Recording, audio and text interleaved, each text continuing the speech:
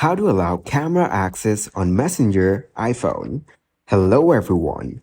In this video, I will show you how to allow camera access on Messenger iPhone. First of all, what you need to do is open up your Messenger application on your iPhone. After that, select the person with whom you want to chat. Next, tap on the camera icon at the bottom.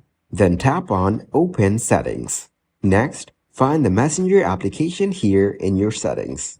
Currently, it doesn't have access to the camera, so to change it, just turn on the toggle switch. After that, open the Messenger application again.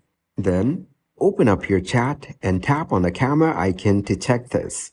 Now tap and hold on it to record a video or take a picture. So this is how you can allow the camera to access Messenger iPhone.